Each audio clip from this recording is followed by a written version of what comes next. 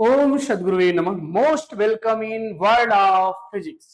मेरे प्यारे, आपके अपने YouTube channel United educators app में आपका स्वागत है। सब्सक्राइब, लाइक, शेयर, कमेंट करने का सिलसिला मेरे प्यारे जारी रखिएगा।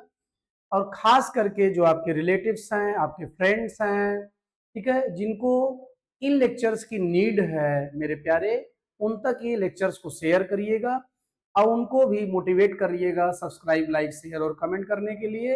और उनसे ही बोलिएगा कि वो बेल आइकन प्रेस करना ना भूलें, जिससे प्यारे अपलोडेड लेक्चर की जो इंफॉर्मेशन है विद इन टाइम उन तक पहुंच सके। ठीक है, तो फिर वही पुराना भौकाल, आप मुझे समय दो, मैं आपको आपके सपने दूंगा।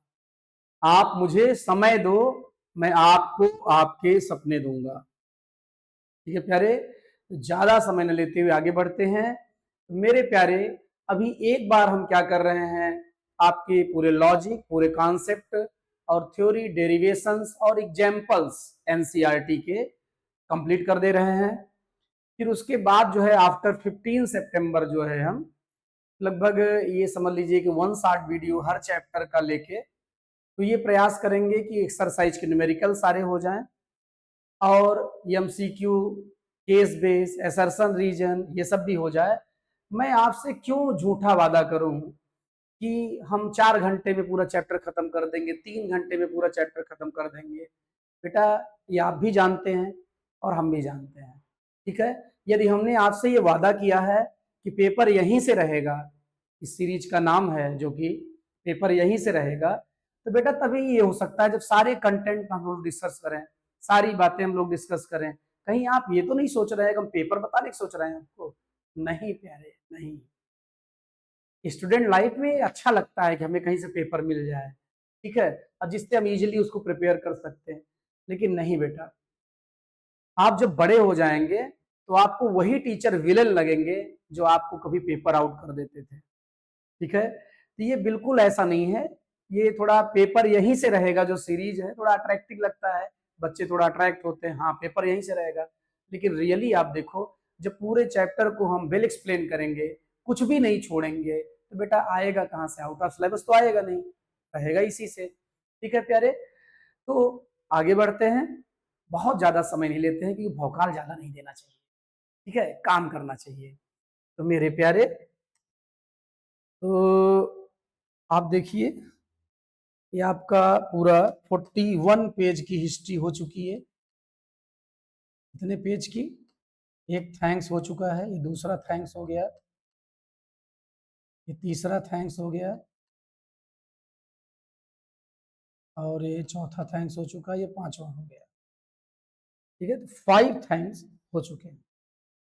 ठीक है मेरे प्यारे, थोड़ा प्रीवियस में थैंक्स के पहले क्या चल रहा था, किसी ऑब्जेक्ट को हॉरिजॉन्टल से थीटा या हॉरिजॉन्टल से 90 माइनस थीटा या वर्टिकल से थीटा सेम वेलोसिटी या प्रोजेक्शन से प्रोजेक्ट किया जाए तो हॉरिजॉन्टल रेंज सेम रहती है। फिर से ध्यान दें, फिर से ध्यान दें, क्या ध्यान देना है? हॉरिजॉन्टल से थीटा, हॉरिजॉन्टल से 90 माइनस थीटा या वर्टिकल से थीटा, बात एक ही है। सेम वेलोसिटी या प्रोजेक्शन होने पर हॉरिजॉन्टल रेंज सेम होती है। ठीक है, और इसके पहले आपका पाथ ऑफ प्रोजेक्टाइल प्रूफ किया गया था। एक आपका x square equal to -4ay से मिलता जुलता डेरिवेशन कर दिया गया था। एक आपका जो एनसीईआरटी में था वो डेरिवेशन कर दिया गया था। ठीक है, फिर आगे बढ़ते हैं। फिर यहाँ आपका फ्लाइट टाइम वगैरह निकाला गया था, हॉरिजॉन्टल रेंज वगैरह। ठीक है, फिर पीछे गए तो, और पीछे गए, ये था Galileo law of odd number. तो गैलीलियो लॉ था यहाँ पे, इस चैप्टर से Galileo law of odd number आपका मोशन स्ट्रेट लाइन में है। मेरे प्यारे, यहाँ क्या था कि यदि सेम वेलोसिटी या प्रोजेक्शन से ऑब्जेक्ट प्रोजेक्ट किया जाए, 45 से जितने एंगल प्लस पे उतने ही 45 से माइनस पे, तो हॉरिजॉन्टल रेंज सेम रहता है। मतलब एंगल ऑफ प्रोजेक्शन यदि 45 प्लस अल्फा है या 45 माइनस अल्फा है तो हॉरिजॉन्टल रेंज सेम रहता है। ये गैलीलियो भाई साहब बोले थे, तो हमारे ऊपर जिम्मेदारी दिए थे कि आप प्रूफ करके दिखा दीजिएगा। और मेरे प्यारे हम दिखा दिए हैं आपको। अब हम आगे बढ़ते हैं। अब सिचुएशंस ऐसी आती हैं कभी कभी जब हम लोग न्यूमेरिकल सॉल्व करने बैठते हैं मेरे प्यारे, तो जैसे कम्पिटिटिव में जब जाएंगे, ठीक है, तो कम्पिटिटिव में क्या है, इन फार्मूलों से काम नहीं चलता है। ठीक, वहाँ बड़ी विचित्र सिचुएशंस होती हैं। जैसे अब आप ध्यान दें, अब ध्यान देते ही हैं, ठीक है। अब जैसे कोई ऑब्जेक्ट है और वो यहाँ ऐसे प्रोजेक्ट किया गया है यू वेलोसिटी से थीटा एंगल पर, और वो ऐसे जा रहा है, और कोई यहाँ प्लेन है, इसका एंगल ऑफ इंक्लिनेशन मान लो अल्फा दे रखा है।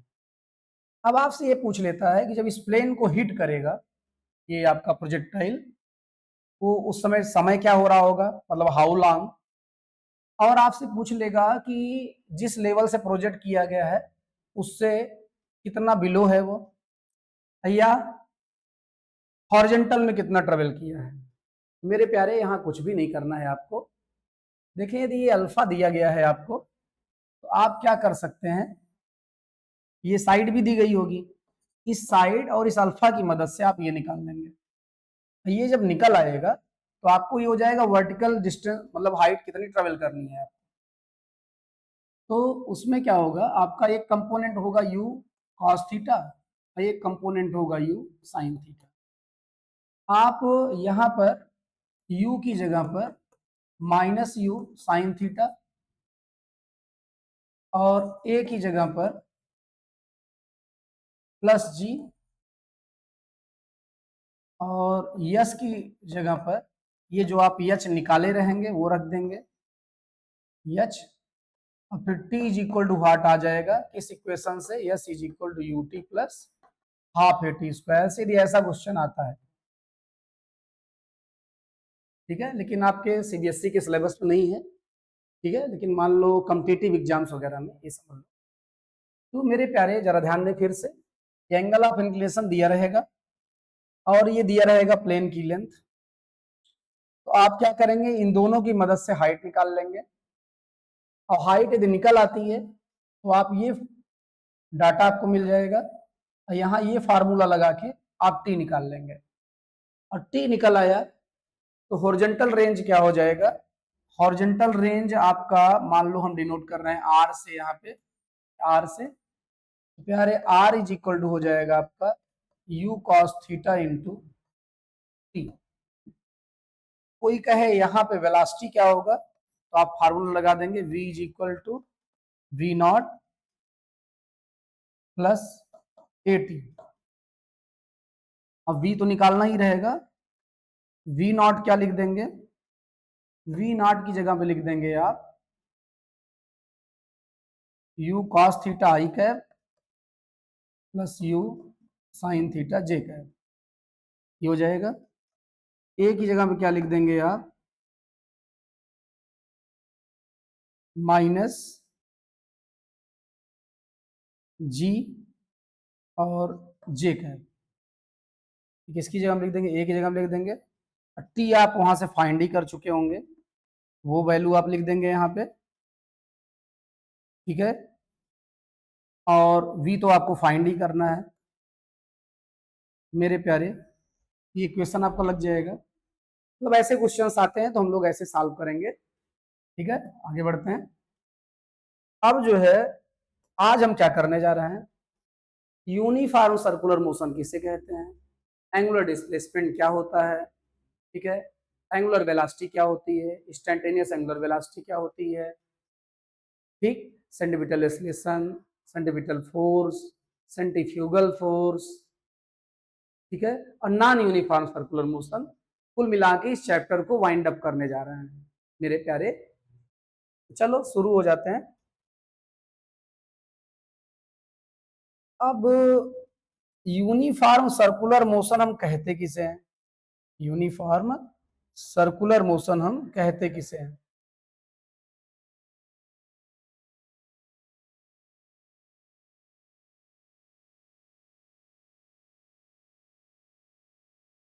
पहले तो सर्कल बना दें,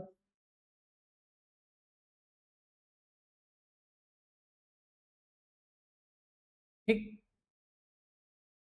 देखें यूनिफॉर्म सर्कुलर मोशन नाम में डिफिनेशन है क्या, if any object moves on circular path with constant speed then it is known as uniform circular motion. क्या, if any object moves on, if any object moves on circular path with constant speed then it is known as uniform circular motion, uniform circular motion. तो प्यारे अभी हम बात कर रहे हैं uniform circular motion, uniform circular motion, ठीक है। जो इंस्टेंटेनियस वेलोसिटी होती है उसकी डायरेक्शन टेंजेंशियल टू पाथ होती है।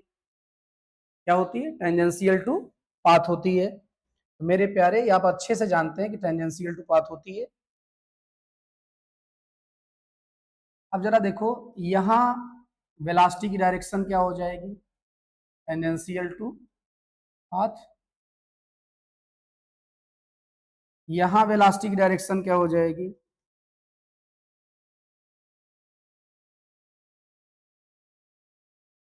Tangential to path. यहां वेलोसिटी की डायरेक्शन क्या हो जाएगी, tangential to path. Instantaneous velocity की डायरेक्शन हम लोग प्रूव कर चुके हैं, टेंजेंशियल टू पाथ होती है, ठीक है। अब यूनिफॉर्म सर्कुलर मोशन सुनने के बाद ऐसा लगता है कहीं यूनिफॉर्म मोशन तो नहीं है। मेरे प्यारे जरा ध्यान दो, यूनिफॉर्म मोशन में आपसे बोला गया था कि स्ट्रेट पाथ का होना जरूरी है। क्या यहाँ स्ट्रेट पाथ है? और यहाँ स्ट्रेट पाथ नहीं है तो मेरे प्यारे यूनिफॉर्म मोशन कैसे हो सकता है? हाँ, ये सर्कुलर मोशन में यूनिफॉर्म है, सर्कुलर मोशन में यूनिफॉर्म मतलब कांस्टेंट स्पीड में चल रहा है। और सर्कुलर मोशन में नॉन यूनिफॉर्म हो जाएगा जब ये वेरिएबल स्पीड से चलेगा। आई बात समझ में? ठीक है, तो ऐसा प्यारे ये मक्खी भाई साहब हैं, बार बार आके टच टेक्नोलॉजी का यूज करके जा रहे हैं।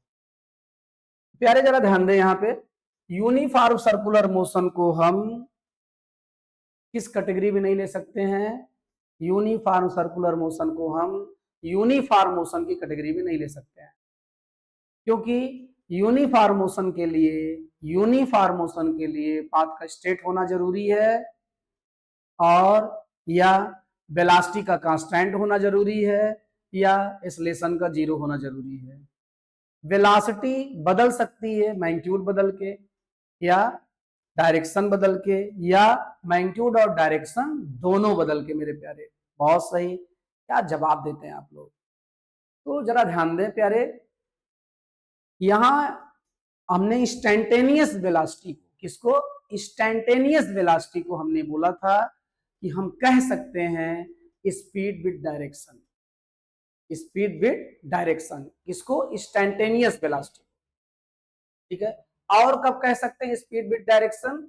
जब पाथ स्ट्रेट हो, पाथ स्ट्रेट हो, मोशन यूनिडायरेक्शनल हो, तब भी हम कह सकते हैं स्पीड विद डायरेक्शन, क्योंकि इन दोनों सिचुएशन में डिस्टेंस और डिस्प्लेसमेंट के मैग्नीट्यूड्स बराबर होंगे, स्पीड और वेलोसिटी के भी मैग्नीट्यूड्स बराबर होंगे।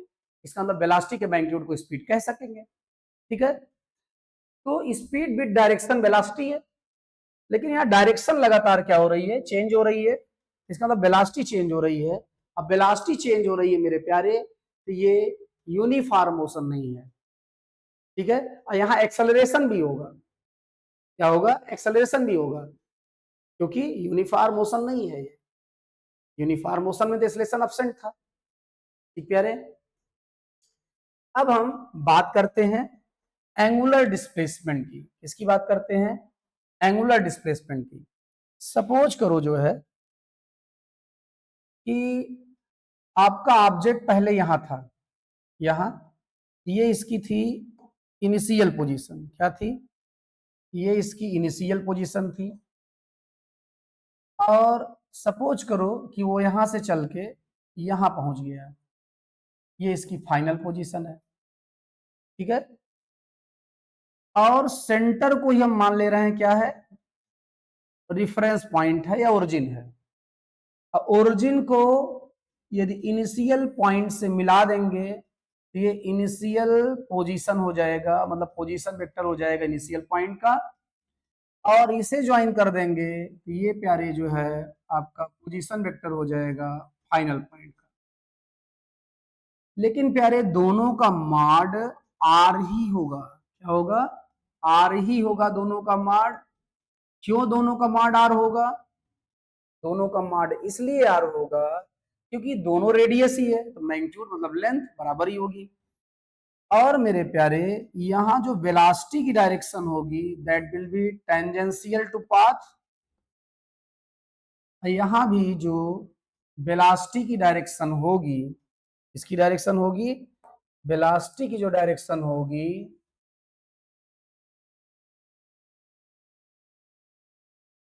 यहां भी वो वेलोसिटी की डायरेक्शन होगी टेंजेंशियल टू पाथ।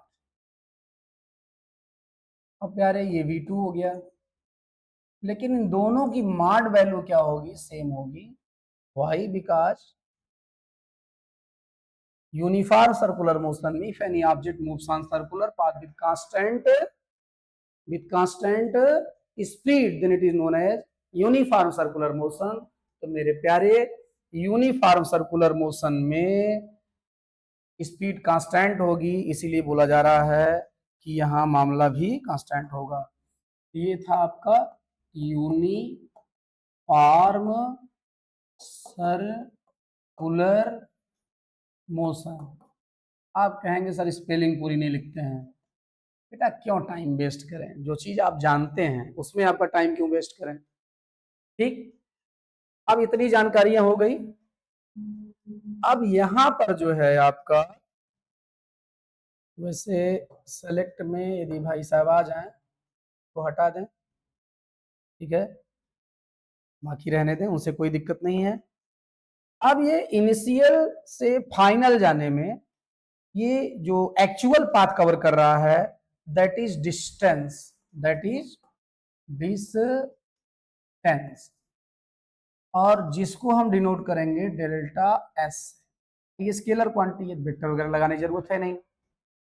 और प्यारे डिस्प्लेसमेंट हिसाब से बोला गया है कि डिस्प्लेसमेंट किसे कहते हैं हम, तो डिस्प्लेसमेंट हम कहते हैं चेंज इन पोजीशन को या final position minus initial position.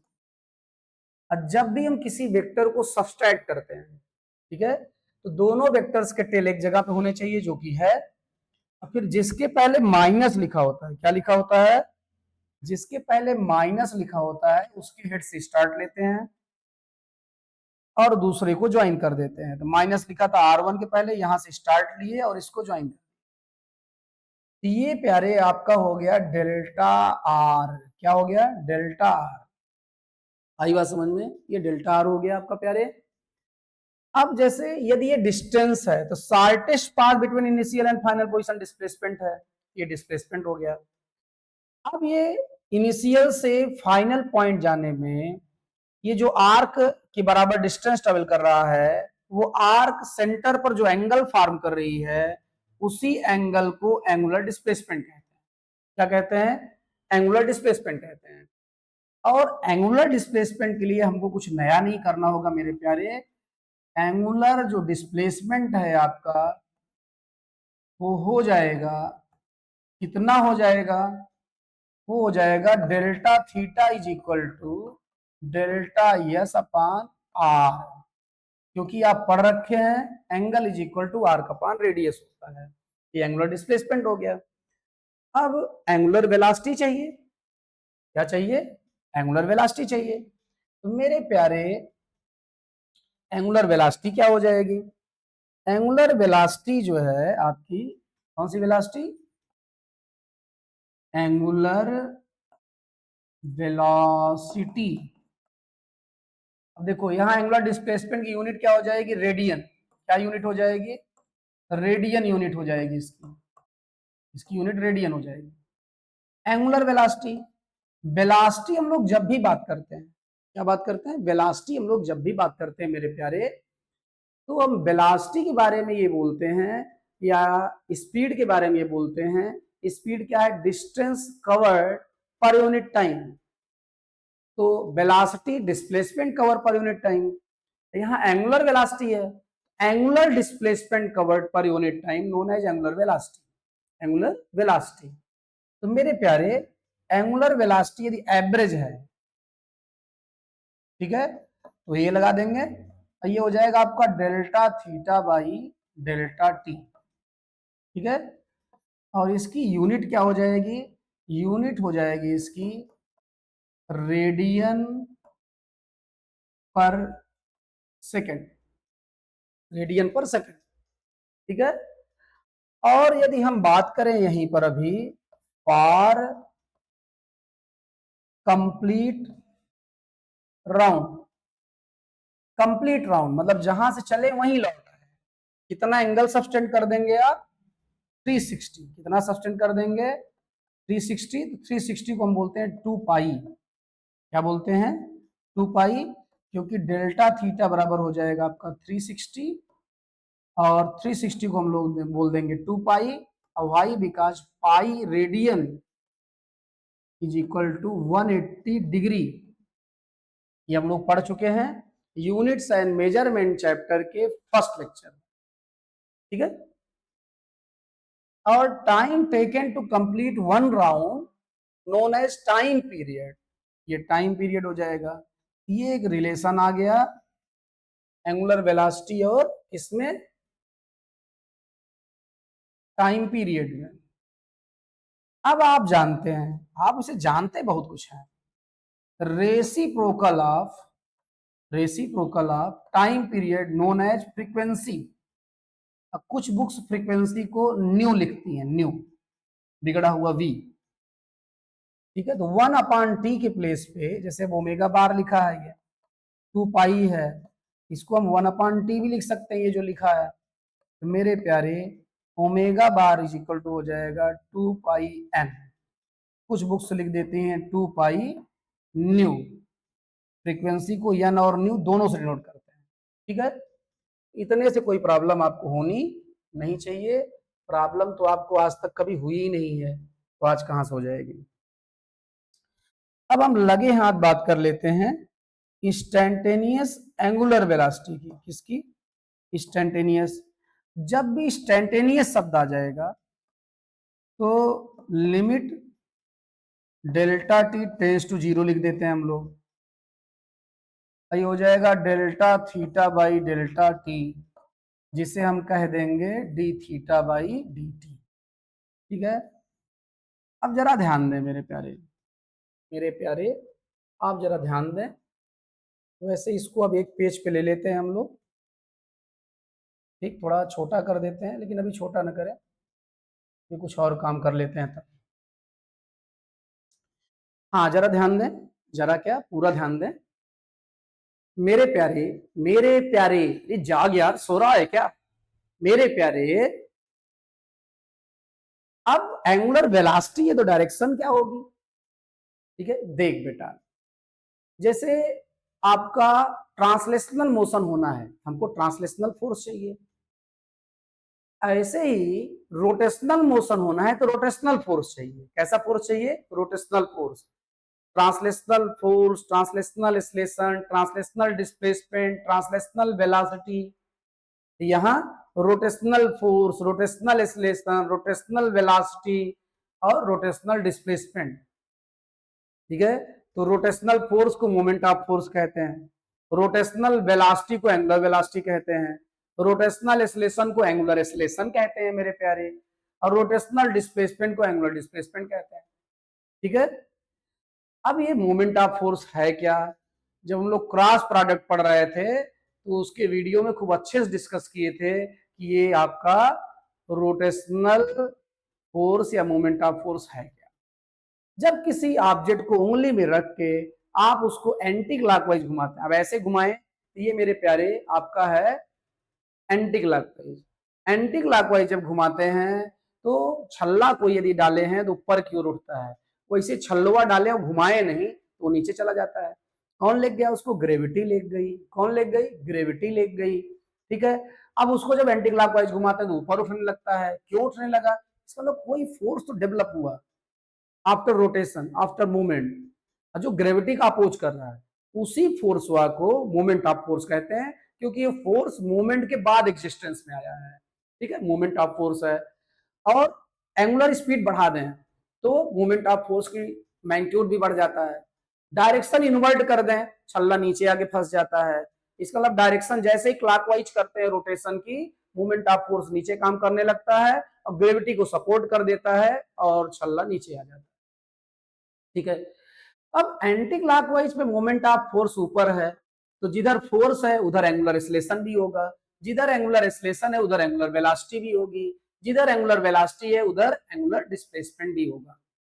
तो एंटी क्लॉकवाइज पे moment of force upward, angular acceleration upward, angular velocity upward, angular displacement upward. Clockwise पे moment of force downward, angular velocity downward, angular acceleration downward, angular displacement downward. ठीक है। तो velocity velocity displacement बोल रहे थे, velocity बोल रहे थे, तो डायरेक्शन की बात करना जरूरी थी, अब हम कर दिए। अब हम प्यारे यहाँ पर इंस्टेंटेनियस वेलोसिटी और एंगुलर वेलोसिटी में रिलेशन प्रूव करने जा रहे हैं। क्या प्रूव करने जा रहे हैं? इंस्टेंटेनियस वेलोसिटी और एंगुलर वेलोसिटी में रिलेशन प्रूव करने जा रहे हैं। तो मेरे प्यारे, वो रिलेशन एक्चुअली v में प्रूव करना है, r में। वैसे r तो छोड़ो, या लिख ही दे रहे हैं, v r और ओमेगा है। वो क्या रिलेशन है? v बराबर एक्चुअली होता है ओमेगा और r। ठीक। अब v, इसका मतलब सीधा सीधा बात हो रही है dr by dt, dr by dt। और ओमेगा बात हो रही है d theta by d T. अब बेटा जरा देखो, आपसे हमेशा हम बात करते हैं, चाहे भौकाली समझो इसको, हम ये कहते हैं कि जो नए रिलेशन हैं वो पुराने रिलेशन के बेस पे आते हैं, पुराने रिलेशन के बेस पे आते हैं। अब हमको v ओमेगा और r में रिलेशन करना है, तो v मतलब D r by d T आएगा तभी v लिख पाएंगे, और D theta by d T आएगा तभी ओमेगा लिख पाएंगे। ठीक मेरे प्यारे। तो अब इसका मतलब इन दोनों में रिलेशन तभी होगा जब इन दोनों में रिलेशन हो, और इन दोनों में रिलेशन तभी होगा जब आर और थीटा में रिलेशन हो। थोड़ा दिमाग पे जोर डालो, आर और थीटा में रिलेशन है, आर और थीटा में रिलेशन है, आपको केवल हल्का सा दिमाग पे जोर डालना है। ठीक है प्यारे? हाँ बहुत सही। ऐसे बच्चों के लिए ही तो समझ लो कि टीचर परेशान रहते हैं। Delta theta is equal to delta s upon r, लेकिन अब वेलोसिटी लाना है तो अपान में होना चाहिए टाइम। तो नेक्स्ट में हमने लिख दिया delta theta by delta T, और यहां भी हमने लिख दिया delta yes by delta T. ठीक प्यारे। लेकिन सारी बातें हो रही इंस्टेंटेनियस की। किसकी बात हो रही है? इंस्टेंटेनियस, क्योंकि एवरेज एवरेज नहीं लगा है यहां।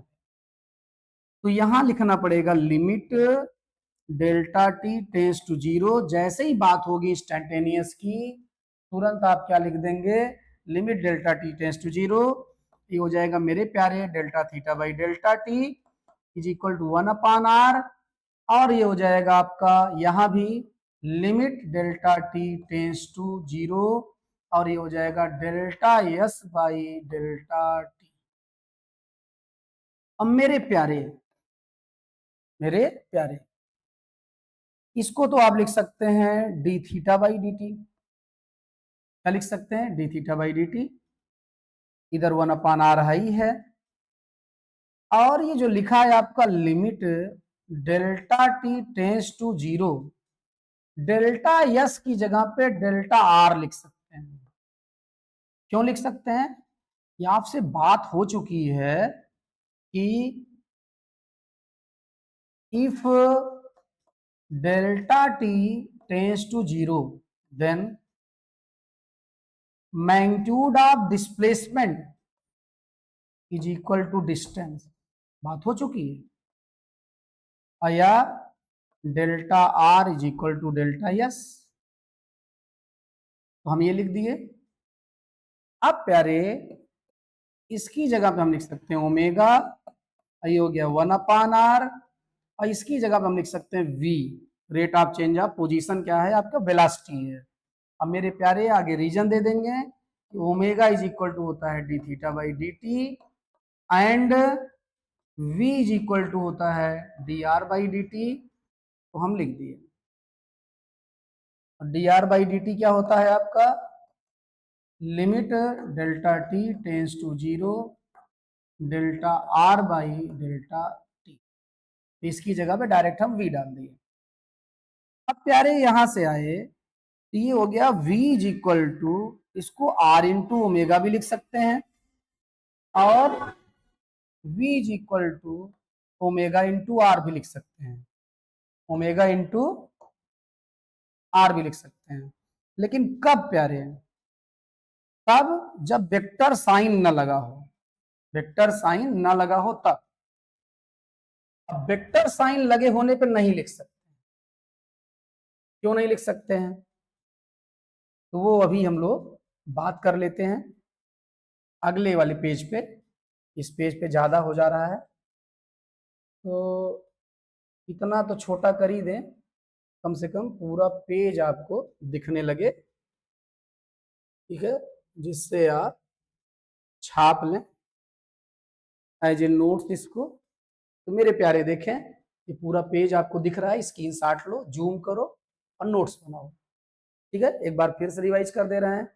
If any object moves on circular path with constant speed then it is known as uniform circular motion. ठीक है, और आप जानते हैं कि instantaneous velocity tangential to path होती है, इसीलिए instantaneous velocity tangential to path हो गई। इसका मतलब डायरेक्शन लगातार बदल रही है, डायरेक्शन लगातार बदल रही है, इसका मतलब वेलोसिटी चेंज हो रही है, वेलोसिटी चेंज हो रही है, एक्सेलेरेशन है, एक्सेलेरेशन है, तो यूनिफॉर्म मोशन नहीं है। हाँ, सर्कुलर मोशन में यूनिफॉर्म कह सकते हैं। ठीक है, अब हमने क्या किया यहाँ पे, एंगुलर डिस्प्लेसमेंट, एंगुलर वेलोसिटी और average angular velocity for full cycle discuss कर लिए। तो एंगुलर वेलोसिटी और time period relation, angular velocity और फ्रीक्वेंसी रिलेशन। और फिर प्यारे यहाँ आए हम लोग लीनियर वेलोसिटी एंगुलर वेलोसिटी में रिलेशन हमने प्रूव कर दिया, बहुत सिंपल रिलेशन है, कोई बात नहीं है। अब यहाँ हम बात करने जा रहे हैं कि वेक्टर लगा देंगे तो क्या होगा, ये अगले पेज पे। तो चलते हैं नेक्स्ट पेज पे। मेरे प्यारे अनमोल रत्नों, आप पर भरोसा है, तो भरोसा आप जो है तोड़िएगा नहीं। ठीक है, और आप कभी भी नहीं तोड़ेंगे भरोसा, क्योंकि हमें इस बात पे भरोसा है। ये प्यारे जो है इसका सेंटर हुआ, सेंटर को ही हम रेफरेंस पॉइंट या ओरिजिन मान लेते हैं।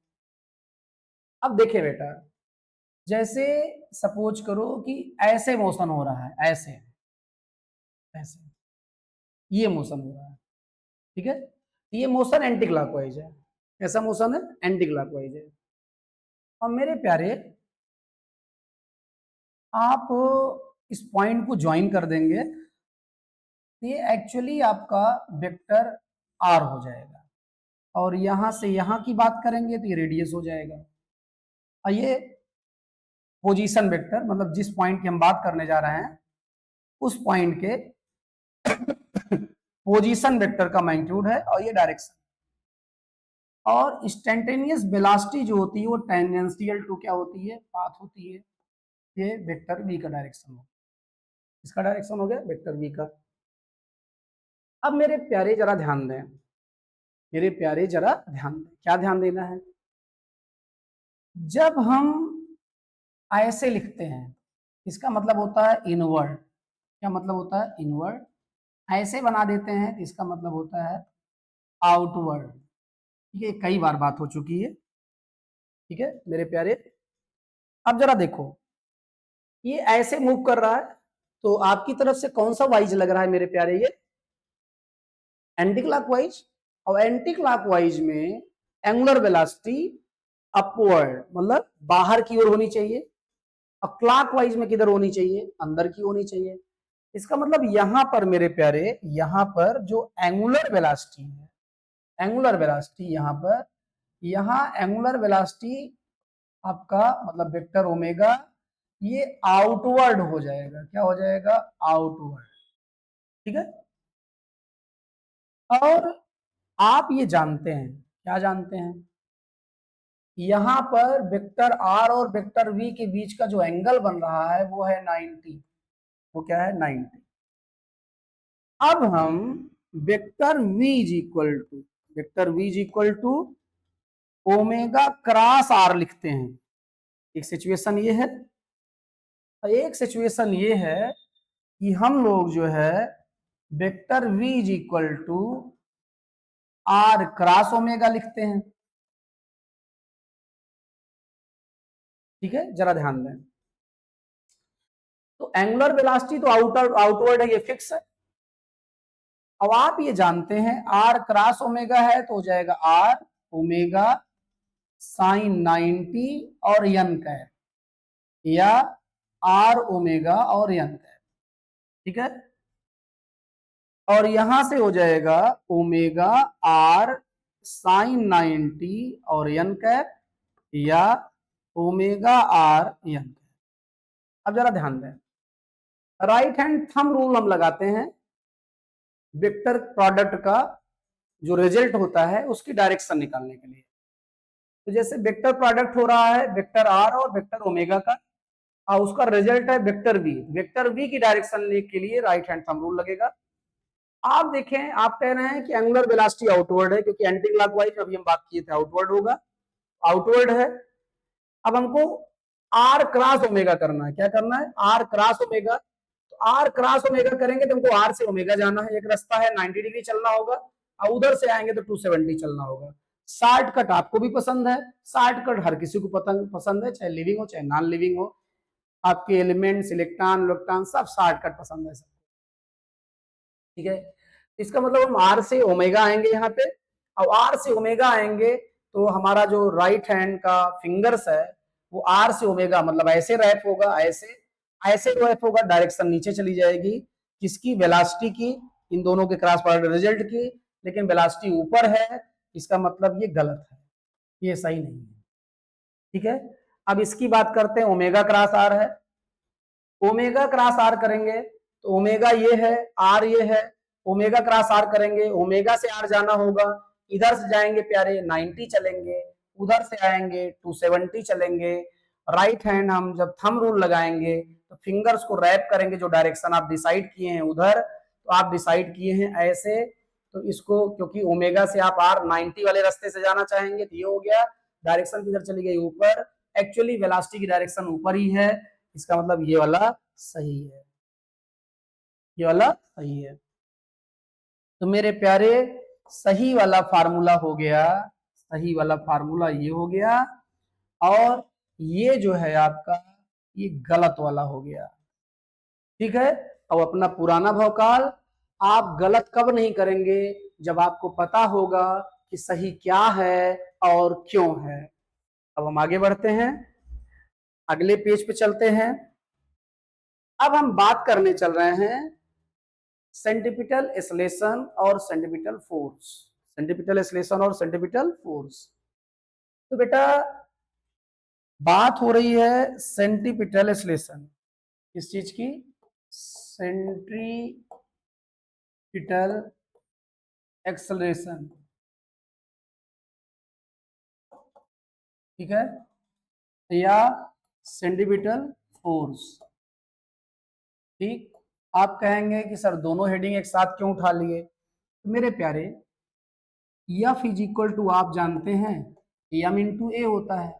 यदि आप ए की बात कर लेंगे, एम से मल्टीप्लाई ही तो करना है, रिजल्ट आ जाएगा। ठीक है प्यारे, अब इसको खूब ध्यान से और प्यार से समझिए यार, खूब ध्यान से और प्यार से। ये प्यार से समझना क्या होता है? बस होता है। ठीक है। अब हम क्या कर रहे हैं यहाँ पे, शेप लिए, शेप में क्या लिए, सर्कल लिए, क्योंकि बात सर्कल की हो रही है, लेंथ भी दिखा दे रहे हैं, ठीक है। और इसको हम ड्रा कर रहे हैं, बीच में ड्रा कर रहे हैं, ध्यान दें।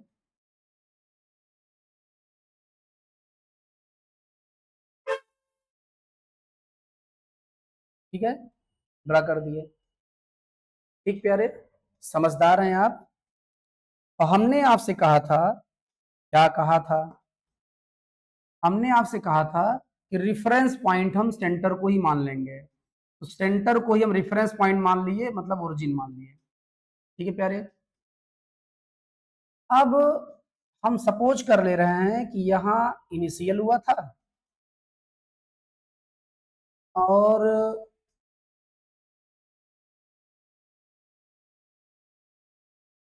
यहां फाइनल हुआ है। ठीक है, यहां इनिशियल और यहां फाइनल। तो मेरे प्यारे आप क्या करेंगे, रिफरेंस पॉइंट या ओरिजिन से आप ज्वाइन कर देंगे। और किसे ज्वाइन कर देंगे, इनिशियल पॉइंट को, तो ये इनिशियल पोजीशन मिल जाएगा। और फाइनल पॉइंट को ज्वाइन कर देंगे, ये फाइनल पोजीशन मिल जाएगी। ठीक है प्यारे, अब आप ये जानते हैं, आप बहुत कुछ जानते हैं वैसे, लेकिन इंस्टैन्टेनियस वेलोसिटी की डायरेक्शन आप जानते हैं टेंजेंशियल होती है। क्या होती है, टेंजेंशियल होती है।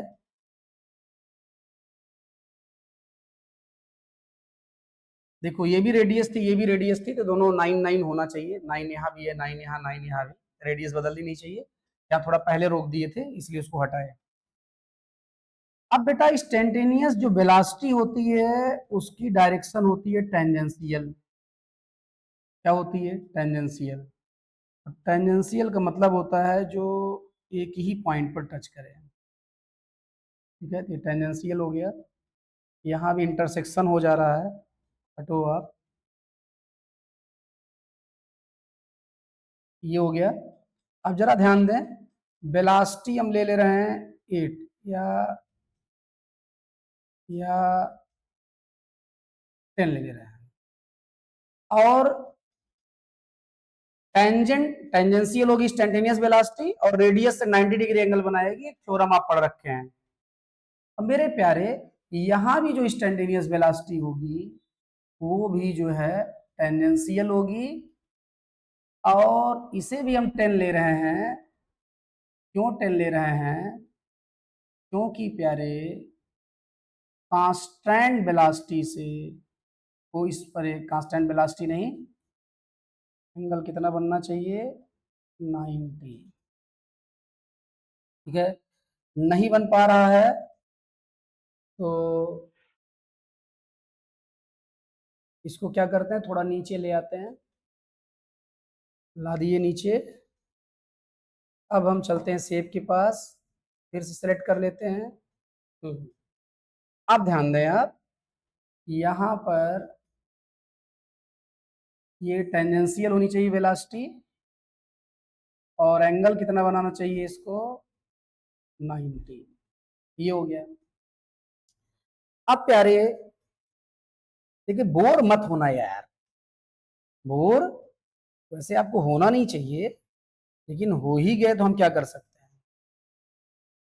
ठीक है, ये बेटा पोजीशन वेक्टर हो गया। क्या, पोजीशन वेक्टर, इनिशियल पॉइंट का, इनिशियल पॉइंट का पोजीशन वेक्टर हो गया। ये पोजीशन वेक्टर हो गया आपका फाइनल पॉइंट का, फाइनल पॉइंट का।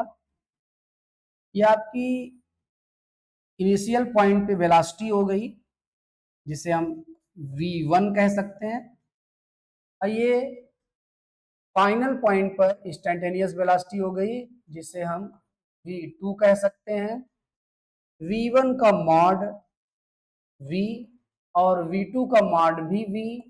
क्यों, if any object moves on circular path with constant speed, speed constant है, इसका मतलब वेलोसिटी का मैग्नीट्यूड कांस्टेंट है, इसीलिए v लिखा जा रहा है दोनों जगह। और ये पोजीशन वेक्टर r1 का मॉड r होगा और r2 का मॉड भी क्या होगा, r होगा। मेरे प्यारे।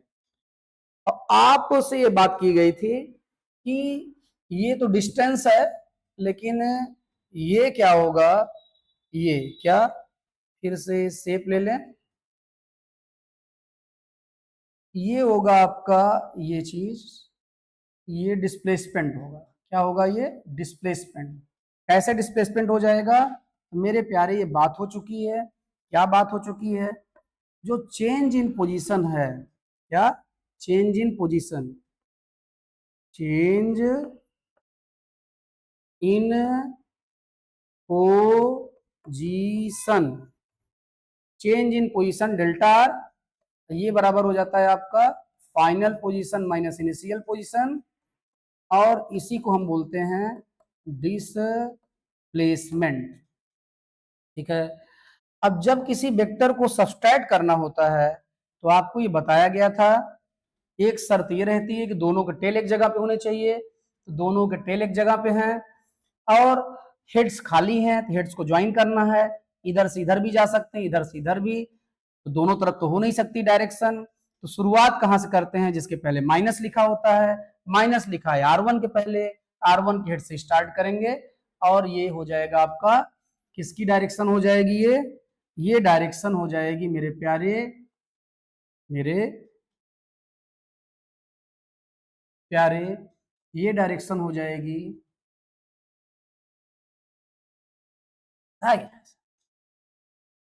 मक्खी परेशान कर रही है।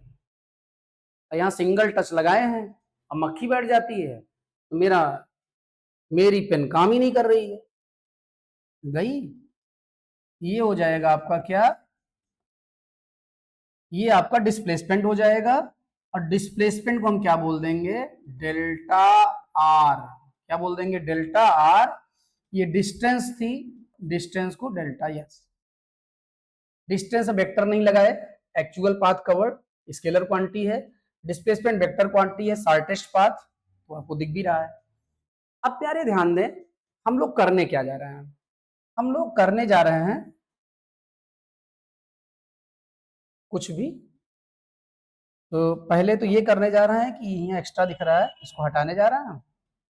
फिर मेरे प्यारे, यदि हमको एक्सलेशन चाहिए, क्या चाहिए, एक्सलेशन, तो एक्सेलरेशन इज इक्वल टू होगा आपका limit delta t tends to zero, और delta v by delta delta t, या इसी को हम बोलेंगे dv बाई dt। तो मेरे प्यारे, जो डायरेक्शन जो डायरेक्शन जो है चेंज इन वेलोसिटी की होगी, किसकी होगी, चेंज इन वेलोसिटी की होगी, वही डायरेक्शन एक्सलेशन की होगी। इसका मतलब है एक्सलेशन की डायरेक्शन पता करना है, क्योंकि आपको एक्सलेशन निकालना है, क्या निकालना है, एक्सलेशन। और एक्सलेशन की यदि हमको डायरेक्शन पता करना है, तो हमको पहले डायरेक्शन पता करनी होगी चेंज इन वेलोसिटी की। चेंज इन वेलोसिटी की डायरेक्शन पता करने का मतलब है कि we have to find out delta v is equal to v2 minus v1। इसका मतलब final velocity minus initial velocity हमको करना होगा, मतलब दो वेक्टर को सब्सट्रैक्ट करना होगा मेरे प्यारे। अब जरा यहाँ ध्यान दो, जरा यहाँ ध्यान दो। अब ई साहब कहाँ से आ गए, इनको तो हम खींचे नहीं थे।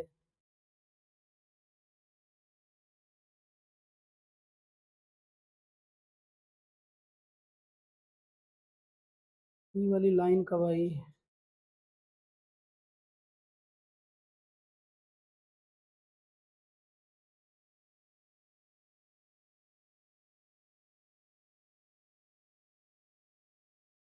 देखो भैया, मक्खी बहुत परेशान कर रही है, और इतनी मेहनत कर चुके हैं, वीडियो भी नहीं बदल सकते हैं, तो चले, वेलासिटी फिर से ड्रा कर दे रहे हैं, और ये वेलासिटी जानी है कितनी,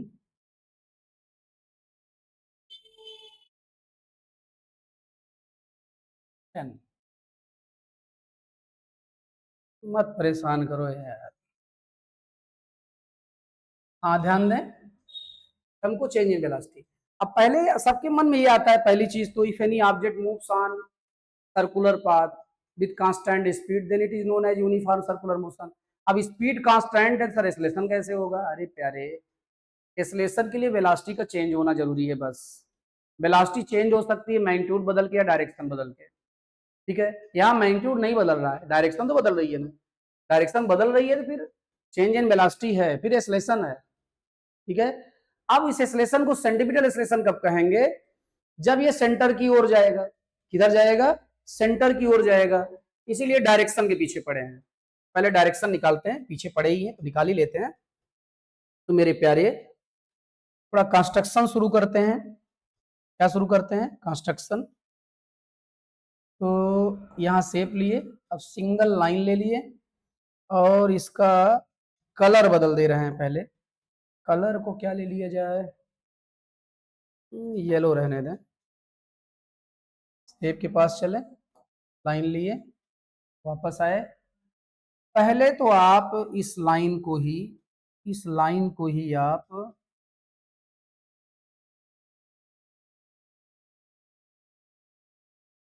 इसको ही आगे जाने दें आप,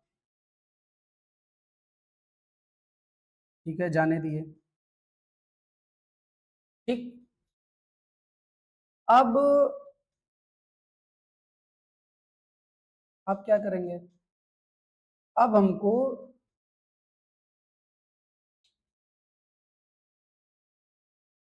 ये भगवान,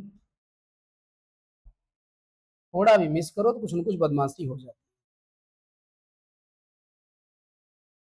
है। एक्चुअली हमको क्या करना है, यहाँ है तो थोड़ा सा ऊपर कर दें, थोड़ा सा, ठीक?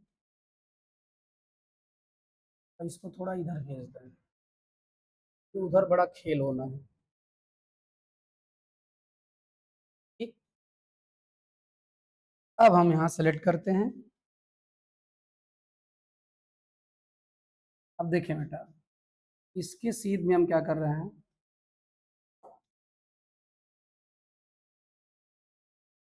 इसके सीध में एक लाइन खींच दे रहे हैं, जाने दें, ठीक। अब हमको दोनों वेक्टर को सब्सट्रैक्ट करना है। दोनों के टेल कहाँ पे होने चाहिए? एक जगह पे होने चाहिए, v1 और v2 के। तो हम क्या करते हैं, यहाँ जो है आपका इसको, ये आपका क्या है, v2 है, इसको पीछे आने देते हैं, ये v2 हो गया।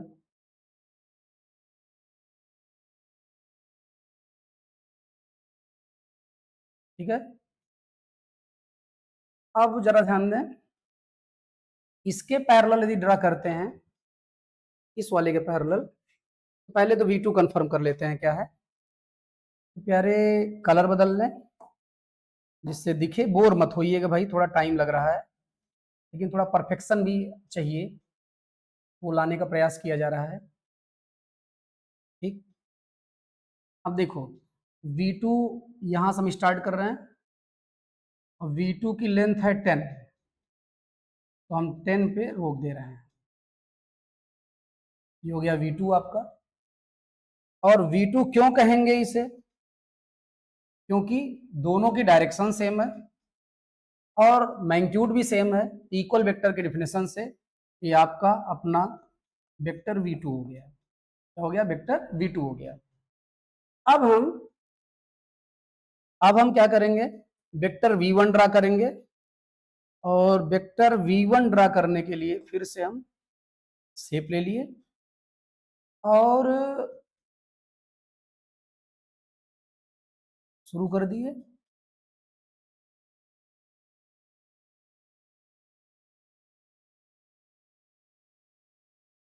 ये वेक्टर v1 हो गया। क्या हो गया? वेक्टर v1, ठीक है। अब जरा ध्यान दें, वेक्टर v1 के पैरेलल है और v2 के पैरेलल है, ठीक। यदि आपको थोड़ा बहुत शंका लग रही हो तो आप जरा देखें,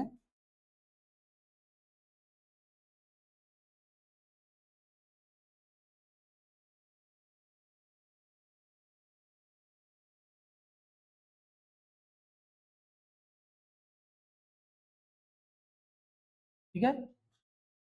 अब दोनों की डायरेक्शन सेम है, दोनों की डायरेक्शन सेम है, मैग्नीट्यूड भी दोनों का सेम है, तो इक्वल वेक्टर की डिफिनेशन से ही हो गया आपका v2 तो लिख चुके थे, वेक्टर v1 हो गया। अब दो वेक्टर को सब्सट्रैक्ट कैसे करते हैं, दोनों का टेल एक जगह पे होना चाहिए और फिर जिसके पहले माइनस लिखा होता है। अब माइनस लिखा किसके पहले है, माइनस लिखा है आपका किसके पहले, v1 के पहले। तो v1 के हेड से हम शुरू करेंगे, v1 के हेड से शुरू किए और किधर चले आएंगे हम लोग, v2 के हेड की ओर चले आएंगे और हमको क्या मिल जाएगा, हमको डेल्टा v मिल जाएगा। अब आप जरा देखें, ये जो डेल्टा v आपको मिला है, डेल्टा v, इसकी डायरेक्शन जो है किधर जा रही है, सेंटर की ओर जा रही है। किधर जा रही है, सेंटर की ओर जा रही है। इसका सीधा सा मतलब है कि चेंज इन वेलोसिटी सेंटर की ओर जा रही है, और चेंज इन वेलोसिटी सेंटर की ओर जा रही है तो एक्सेलरेशन भी किधर जाएगा, सेंटर की ओर जाएगा। किधर जाएगा, सेंटर की ओर जाएगा। इसीलिए इस एक्सेलरेशन को सेंट्रीपिटल एक्सेलरेशन कहा जा रहा है। ठीक प्यारे, अब इसका मैग्नीट्यूड निकालना है, तो पहले हम देखते हैं टारगेट क्या है हमारा। तो we have to prove what, इनका कलर चेंज करें पहले। तो हमको प्रूव करना है a is equal to v square upon r. Direction हम बात कर चुके हैं, मैग्नीट्यूड की बात कर ली है।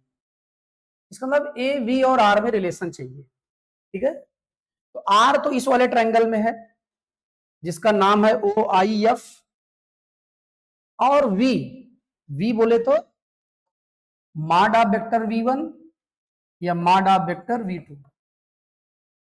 तो v इस वाले ट्रायंगल में है, जब तक इन दोनों ट्रायंगल का रिलेशन नहीं होगा तब तक v और r रिलेट नहीं होंगे और तब तक ये फार्मूला प्रूफ नहीं होगा। भाई एक्सेलरेशन के लिए डेल्टा v चाहिए, डेल्टा v यहां पे है, v चाहिए, v भी यहां पे है, r चाहिए, r यहां पे है। जब तक ये दोनों ट्रायंगल एक दूसरे से संबंधित नहीं होंगे तब तक मेरे प्यारे आप जो है ये नहीं प्रूफ कर पाएंगे इस रिलेशन को, इस फार्मूले को। ठीक है, जरा ध्यान दें। अब इस फार्मूले के पीछे पढ़ते हैं। तो इस ट्रायंगल का नाम कुछ भी नहीं दिया गया है, इसका नाम दे दे रहे हैं P, Q और R। ठीक है, अब इन दोनों ट्रायंगल की हम बात कर रहे हैं। किस किस ट्रायंगल की बात कर रहे हैं, ट्रायंगल OIF एक ट्रायंगल, और दूसरा ट्रायंगल कौन सा, ट्रायंगल PQR बात कर रहे हैं। मेरे प्यारे जरा ध्यान दें, अभी देखा जाए तो PQ, क्या PQ और OI, PQ है V, OI है R। PQ है V और OI है R।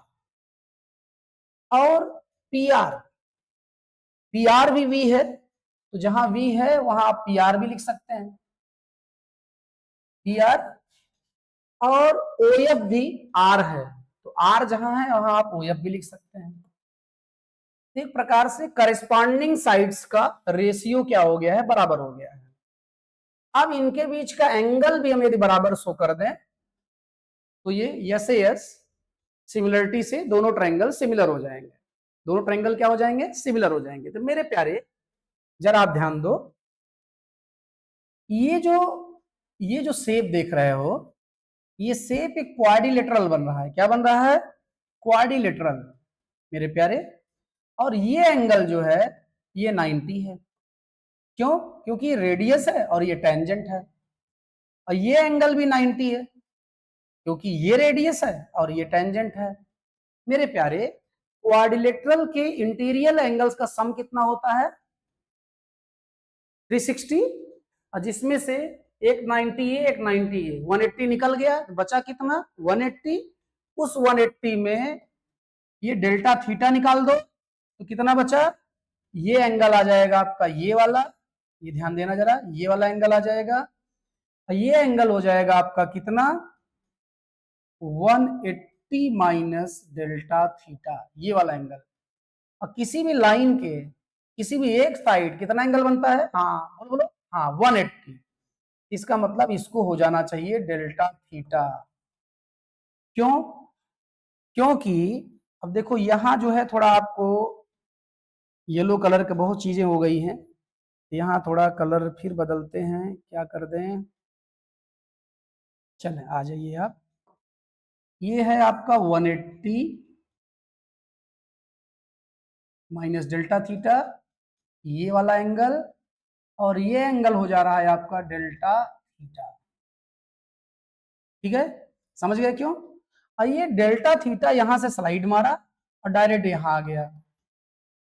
कोई कहे ऐसा कैसे हो गया, तो मेरे प्यारे ये दोनों पैरेलल थे, ये उसकी ट्रांसवर्सल है, करेस्पॉन्डिंग एंगल से चला गया वहां पे। ठीक है, अब आपका IOF एंगल, IOF बराबर हो गया एंगल QPR, QPR या बराबर डेल्टा थीटा के।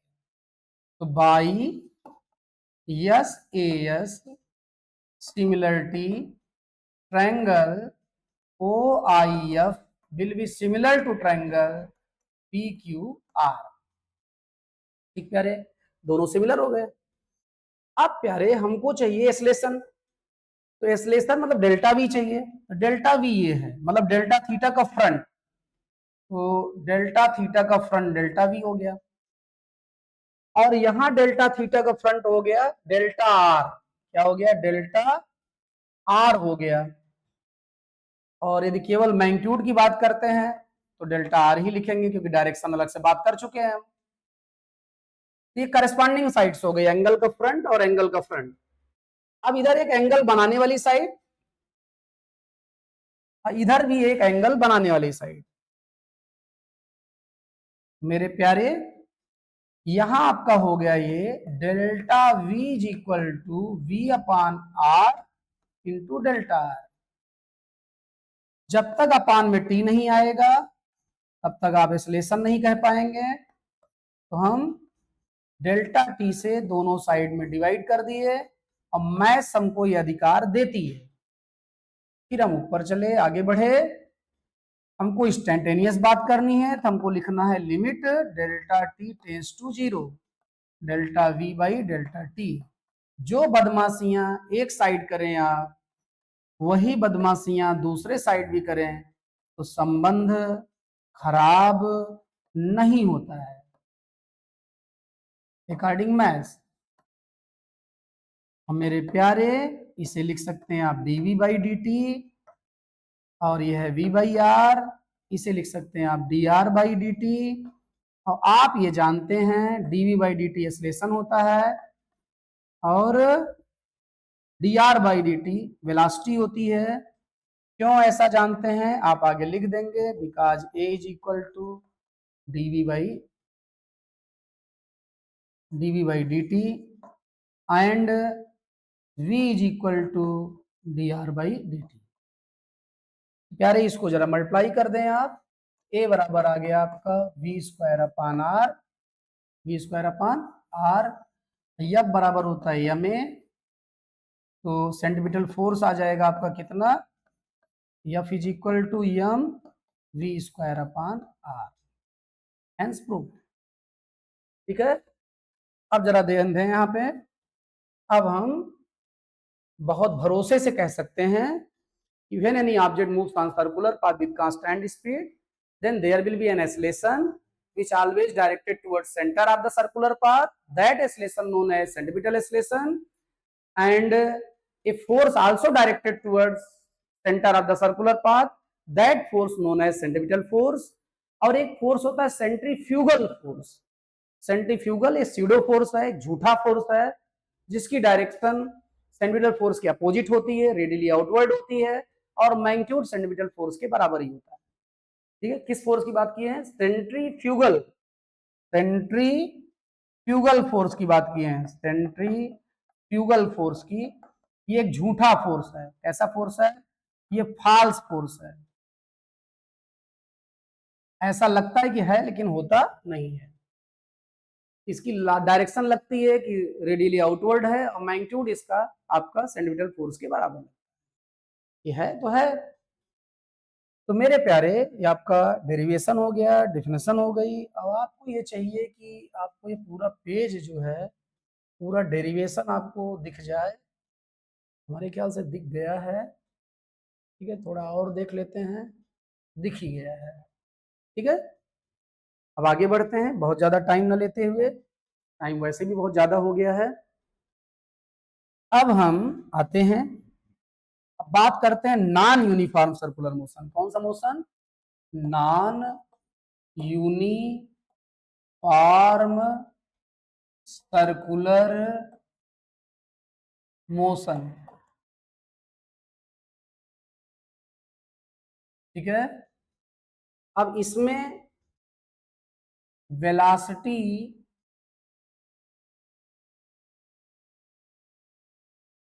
जो है, वेलोसिटी जो है वेरिएबल होती है। क्या होती है? वेरिएबल होती है। मतलब नॉन यूनिफॉर्म सर्कुलर मोशन किसे कहते हैं? If any object moves on circular path, if any object moves on circular path, if any object moves on circular path with variable speed, then it is known as non uniform circular motion। ठीक है प्यारे, तो आप जरा ध्यान दें, speed की जो डायरेक्शन है, किसकी डायरेक्शन है? स्पीड की। स्पीड की जो डायरेक्शन है, या स्पीड की क्या, वेलोसिटी डायरेक्शन होगी। वेलोसिटी की जो डायरेक्शन है वो होगी टेंजेंशियल। क्या होगी? टेंजेंशियल। ठीक है, तो वेलोसिटी टेंजेंशियल है, और जो आपका ये एक्सेलरेशन है, सेंटीमीटर एक्सेलरेशन, वो रेडियल है। ठीक है, उसकी डायरेक्शन क्या है? सेंटर की ओर है। जरा ध्यान दें, एक्सेलरेशन मतलब सेंटीमीटर एक्सेलरेशन या रेडियल एक्सेलरेशन, दोनों एक ही नाम है। सेंटीमीटर एक्सेलरेशन बोले या रेडियल एक्सेलरेशन बोले, ये वेलोसिटी जो है उससे एंगल 90 बना रहा है। ठीक है, अब वेलोसिटी से जब एंगल 90 बनाएगा कोई एक्सेलरेशन या फोर्स, तो उसका वेलोसिटी पर कोई इफेक्ट नहीं होगा। क्यों इफेक्ट नहीं होगा? क्योंकि प्यारे, यदि एंगल 90 है तो आपको बोला गया है कि जिधर से एंगल दिया गया हो वो कॉस कंपोनेंट हो जाता है। इस कंपोनेंट को बोला जाएगा आपका ए आर कॉस 90। कॉस 90 की वैल्यू 0 होती है। इसका मतलब रेडियल एक्सेलरेशन का इफेक्ट जो है टेंजेंशियल वेलोसिटी पे नहीं होगा, क्योंकि दोनों पे एंगल 90 है। तो आपको बता दिए क्यों नहीं होगा, क्योंकि टेंजेंशियल डायरेक्शन में एक्सेलरेशन 0 हो जाएगा। इसका मतलब वेलोसिटी का मैग्नीट्यूड नहीं बदल पाएगा इस सेंटीमीटर एक्सेलरेशन, मतलब स्पीड कांस्टेंट रहेगी यदि यही एक्सेलरेशन है। यदि स्पीड बदल रही है, इसका मतलब कोई ना कोई एक्सेलरेशन है प्यारे, और जो टेंजेंट की डायरेक्शन है, इसकी डायरेक्शन में टेंजेंट डायरेक्शन है। और यदि नॉन यूनिफॉर्म सर्कुलर मोशन है प्यारे, तो जो नेट एक्सेलरेशन है, ऐसा एक्सेलरेशन है जो नेट एक्सेलरेशन है, वो प्यारे सेंटर की ओर काम नहीं करेगा, क्योंकि पैरेललोग्राम मेथड से नेट एक्सेलरेशन जो है इधर चला जाएगा, और नेट एक्सेलरेशन हो कितना जाएगा? a is equal to root of radial acceleration का स्क्वायर प्लस टेंजेंशियल एक्सेलरेशन का स्क्वायर। ठीक है, आई बात समझ में मेरे प्यारे? जरा ध्यान दें, ये जो रेडियल एक्सेलरेशन है वो वेलोसिटी से 90 डिग्री एंगल बनाएगा, तो रेडियल एक्सेलरेशन का इफेक्ट टेंजेंशियल डायरेक्शन में नहीं होगा, क्योंकि cos 90 लगने से 0 हो जाएगा। यदि इधर एक्सेलरेशन नहीं है टेंजेंशियल डायरेक्शन में, तो वेलोसिटी का magnitude that is speed constant ही रहेगी। लेकिन नॉन यूनिफॉर्म सर्कुलर मोशन है, इसका मतलब if any object moves on circular path with variable speed, ठीक है, तब नॉन यूनिफॉर्म सर्कुलर मोशन है। इसका मतलब स्पीड वेरी कर रही है। स्पीड वेरी कर रही है, इसका मतलब वेलोसिटी की डायरेक्शन में कोई एक्सेलरेशन वर्क कर रहा है। वेलोसिटी टेंजेंशियल है, तो उस एक्सेलरेशन को भी टेंजेंशियल एक्सेलरेशन बोला जाएगा। अब जो दो दो एक्सेलरेशन हो गए, तो उसका रिजल्टेंट पैरेललोग्राम मेथड से अब वो सेंटर की ओर नहीं जा रहा है। और वो कितना हो गया ये, और आप ये बताना चाहें कि डायरेक्शन क्या होगी, तो आप ये बोल देंगे टेंजेंट से, मान लो थीटा एंगल है, कितना एंगल है? टेंजेंट से थीटा एंगल है, और ये ए आर है तो ये भी ए आर हो जाएगा ये चीज। और ये 80 है, यहाँ से आपका tan थीटा बराबर हो जाएगा ए आर अपान 80। तो आप डायरेक्शन बता देंगे फ्रॉम टेंजेंशियल टुवर्ड्स रेडियल इतने एंगल। ठीक है, ये चैप्टर आपका थ्योरेटिकल कंप्लीट हो गया।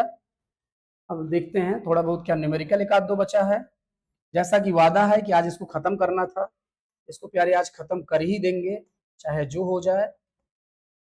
ठीक प्यारे, ये सब न्यूमेरिकल्स लग चुके थे, फाइनल टच आप दे ही चुके हैं डेरिवेशन का। यूनिफॉर्म सर्कुलर मोशन आ गया है। यूनिफॉर्म सर्कुलर मोशन में आपका बस बस बस एक ही एग्जांपल है। बस बेटे थोड़ा पेशेंस रखो, और आपको आनंद सिंह फुर्सत देने जा रहे हैं। बहुत पकाया इस बंदे ने, लेकिन क्या करें बेटा, आपके फ्यूचर का सवाल है। और मेरा नाम मेरे पेरेंट्स ने आनंद रखा है, तो हम ये चाहते हैं कि वो नाम जो है अपना काम भी करे। तो हम ऐसा काम करना चाहते हैं आपका जीवन आनंद से भरपूर हो जाए, और इसीलिए आनंद सिंह आपके पीछे पड़े हुए हैं कि मेरे प्यारे आप पढ़ें और आगे बढ़ें।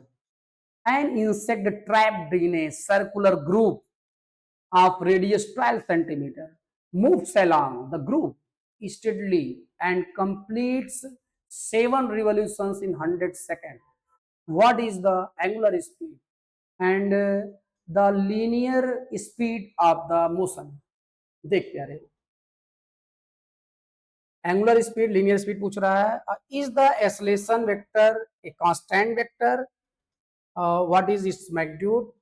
देख प्यारे, अब आप क्वेश्चन पढ़ लिए हैं, ना पढ़े हो फिर से पढ़ लें। आपकी एनसीईआरटी के इतने से नहीं पढ़ पा रहे हैं तो और जूम कर दे रहे हैं। टेक्नोलॉजी तो वही है, अपना कौन सा इंक खर्च हो रहा है, ठीक है, आप छोटा कर रहे हैं, केवल हमें पढ़ना है। आप पढ़ चुके हो, चल बेटा, क्योंकि हमको जगह चाहिए क्वेश्चन सॉल्व करने के लिए। अब हम आ गए पेन पे, पेन आजा, और व्हाइट पेन, सफेदी चमकती है। An insect trapped in a circular groove of radius 12 centimetre. Radius प्यारे दे दी गई है 12 सेंटीमीटर। अब आपको हमने कभी बताया था कि जैसे ही आपको कोई डाटा मिले, you have to convert that data in MKSR SI system. तो you can write 10⁻⁻² in place of centi. moves along a groove steadily and complete steadily मतलब स्टेडली इसलिए कह रहा है जिससे आप यूनिफॉर्म कह सकें, ठीक है, इसलिए स्टेडली बोला गया है। And complete 7 revolutions in 100 second. तो मेरे प्यारे 7 राउंड जो है हो रहा है आपका, और इन 7 राउंड इन 100 सेकेंड, ये डाटा दिया गया है। फिर प्यारे पूछ रहे हैं what is the angular speed? तो आपसे ओमेगा पूछा गया है, और ओमेगा आप अच्छे से जानते हैं 2π/t होता है। तो ये आपसे पूछा जा रहा है, तभी निकाल दे रहे हैं हम लोग। फिर प्यारे ये आपसे पूछ रहे हैं कि लीनियर स्पीड, लीनियर स्पीड बराबर होता है v = ω/r। आर निकाल चुके होंगे आप, तो ये भी निकल आएगा क्योंकि ओमेगा भी निकाल चुके होंगे, आर गिवन है। फिर मेरे प्यारे ये पूछ रहा है is the acceleration vector is a constant vector? No. Why? Because acceleration is toward centre. तो कभी इधर होगा, कभी इधर होगा, कभी इधर होगा, टुवर्ड सेंटर होगा। इस चक्कर में बार बार डायरेक्शन बदलेगी, और डायरेक्शन बार बार बदलेगी तो वेक्टर क्वांटिटी कैसे कांस्टेंट हो सकती है? इसका मतलब एक्सेलरेशन एक कांस्टेंट वेक्टर नहीं होगा। हाँ, इसका मैग्नीट्यूड कांस्टेंट होगा।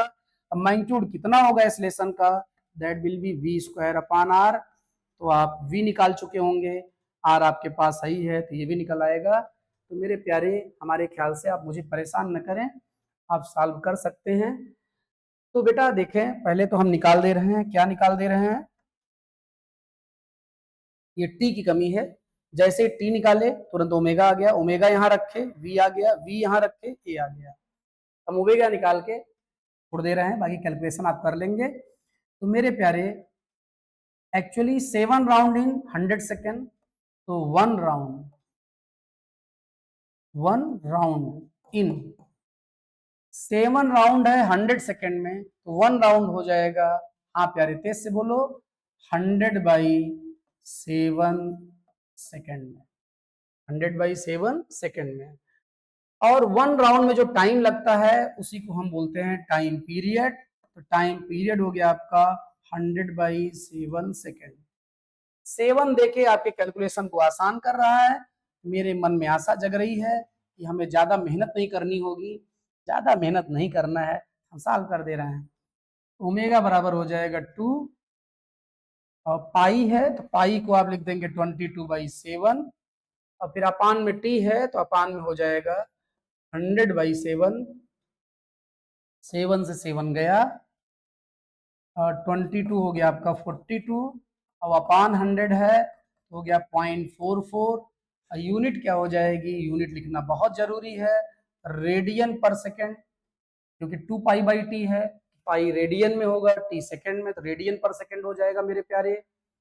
अब v पूछ रहा है, v है ओमेगा r, ओमेगा अभी ताजा ताजा आप निकाले हैं 0.44, अब r है आपका, कहाँ गए भाई साहब, भाई साहब ऊपर चले गए हैं, ज्यादा ऊपर तो नहीं गए हैं अभी, हाँ नीचे हैं, ये है कितना 12 × 10⁻², ये हो जाएगा बेटा 12 4 जा 48, 4 कैरी गया, 12 4 जा 48, 48 4 52, पॉइंट लग जाएगा 2 डिजिट के बाद, और 10⁻² लिखा ही है, और स्पीड है तो हो जाएगा मीटर पर सेकेंड, क्योंकि हम केस में कन्वर्ट कर चुके हैं। और मेरे प्यारे अब एसलेशन भी देख लें, लेकिन एसलेशन आनंद सिंह नहीं सॉल्व करेंगे, आप समझिए होंगे, लिखा है v²/r, और v आया है 5.28 × 10⁻² का स्क्वायर, और r है 12 × 10⁻², सॉल्व कर लेंगे, इतना मीटर पर सेकेंड स्क्वायर आ जाएगा। प्यारे इसको थोड़ा हम क्या कर रहे हैं, छोटा कर दे रहे हैं, जिससे आपको पूरा क्वेश्चन दिखे और आपका न्यूमेरिकल भी थोड़ा दिखे, तो उसको हम थोड़ा सा बड़ा कर दे रहे हैं, क्योंकि जगह दिख रही है, बाकी क्वेश्चन में नहीं करते थे।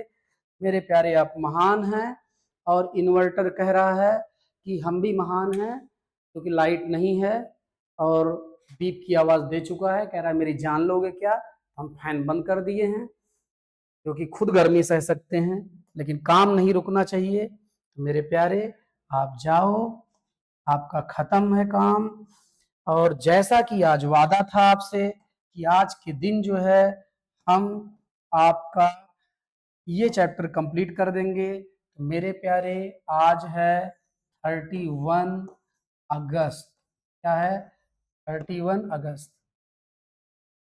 ठीक है। तो आज हमने अपने वादा को निभा लिया है, और अब आपसे मेरे प्यारे हम कहने जा रहे हैं धन्यवाद इतने समय तक मेरे साथ रहने के लिए। अब मेरे प्यारे आप चाहेंगे तो आप भी थैंक्स कह सकते हैं, आप कमेंट्स में कमेंट्स का इस्तेमाल कर सकते हैं।